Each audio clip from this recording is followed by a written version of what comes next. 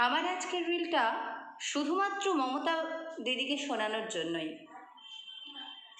আমাদের কন্যাশ্রী, রূপশ্রী, লক্ষ্মীর ভাণ্ডার কিচ্ছু লাগবে না। শুধু কি লাগবে জানেন?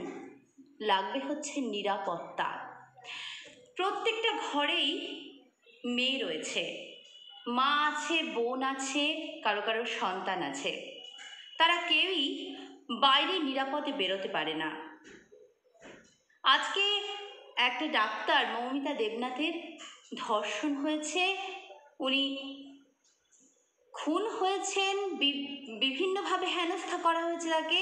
এই জন্য এত প্রতিবাদ করতে নেমেছি আমরা। কিন্তু সাধারণ মেয়েরা যখন দিনের পর দিন প্রতারিত হচ্ছে, দিনের পর দিন ধর্ষিতা হচ্ছে, তখন কোন প্রতিবাদটা আমরা করছি? এরকম গ্রামে গ্রামে বহু মেয়ে নির্যাতিতা হচ্ছে। আপনি কি প্রত্যেকের খবর রাখেন?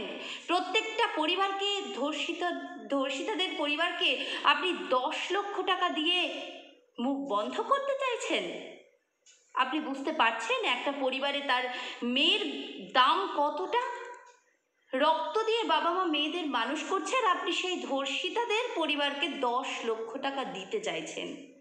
আপনি প্রত্যেকটা মেয়ের লক্ষ্মীর ভাণ্ডার দিয়ে তাদের মুখ বন্ধ করে রাখছেন। আমাদের লক্ষ্মীর ভাণ্ডার চাই না, আমাদের 1,500 টাকা চাই না, আমাদের চাই সুরক্ষা।